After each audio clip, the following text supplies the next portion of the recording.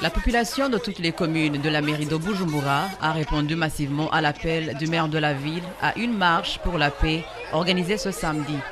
Les femmes, les élèves des écoles publiques, les conducteurs des vélos, tous étaient venus à cette marche. Du boulevard du Peuple Molondi au boulevard de l'Iprona et à la chaussée Prince-Louis Guagasore, cette foule marchait sous une ambiance musicale, menue des slogans et écriteaux de messages de consolidation de la paix et le développement.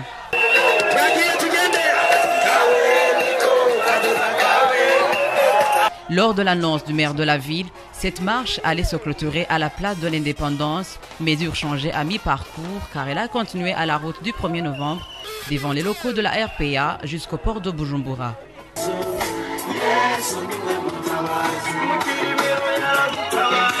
Dans son allocution, le maire de la ville a mis en garde toute personne qui inciterait la population à descendre dans les rues, entre autres les hommes politiques et la société civile qui soutiendraient la guerre et les manifestations non autorisées.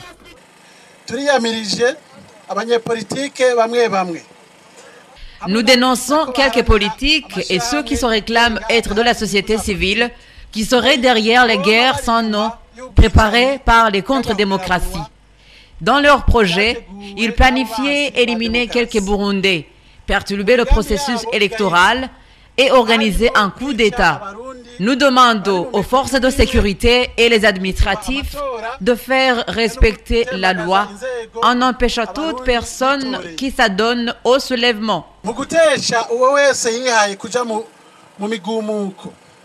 Il a poursuivi son discours en déplorant les rapports des organisations internationales qui, selon lui, contiennent les mensonges et entachent le gouvernement du Burundi. Nous déplorons encore les rapports pleins de mensonges de quelques organisations comme Human Rights Watch.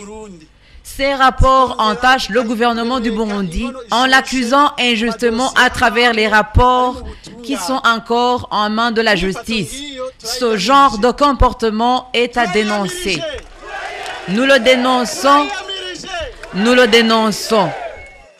Cette marche s'est clôturée en ambiance totale, agrémentée par la musique et le contrôle des présences pour les élèves des différents lycées qui se sont vus obligés par leur directeur de se présenter à cette marche, sinon perdre des points à l'éducation.